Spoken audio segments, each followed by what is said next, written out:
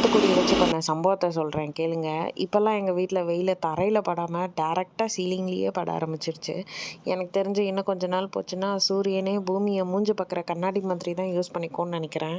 என்னதான் ஸ்ட்ராபெர்ரி கூட கம்பேர் பண்ணி நம்ம சாத்துக்குடிய வச்சு சாங் எழுதுனாலும், இந்த சம்மருக்கு ஸ்ட்ராபெர்ரிய விட சாத்துக்குடி தான் சூப்பரா இருக்கும். ஃபைனலா எல்லாரையும் சீட் பண்ண நம்ம ஸ்ட்ராபெர்ரிட்டோவ நம்ம சீட் பண்ணிட்டோம். இதுக்காகவே என்கிட்ட இருக்குது சாத்துக்குடி பிழியும் நவீன இயந்திரம். இதை அசெம்பிள் பண்ணுறது எல்லாமே ரொம்ப ஈஸி. அண்ட் இது ஃபுல்லாகவே பிளாஸ்டிக்கால் இருக்கிறதுனால நம்ம கையை வச்சே பிழிஞ்சா கூட நம்மளுக்கு நோ டேமேஜ்.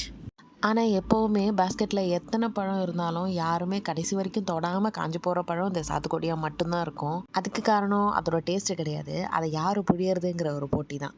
அதனாலவே வேஸ்ட்டாக தூக்கி குப்பையில் போடுறதுக்கு பதிலாக எப்பெல்லாம் சாத்துக்குடி வீட்டில் இருக்கோ அப்போல்லாம் எல்லா பழத்தையுமே ஒரேடியாக கட் பண்ணி இந்த மாதிரி ஜூஸை தனியாக எடுத்து வச்சுக்கிட்டோன்னா எப்பப்போ வேணுமோ அப்பப்போ கொஞ்சம் கொஞ்சமாக எடுத்து அதை நம்ம யூஸ் பண்ணிக்கலாம்.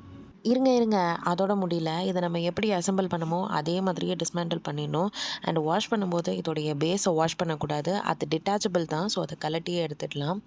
இப்படி தான் நான் சாத்துக்குடியை வச்சு சமரசம் பலரசம் பண்ணேன். நீங்கள் எப்படி பண்ணீங்கன்னு காமெண்ட்டில் சொல்லுங்கள்.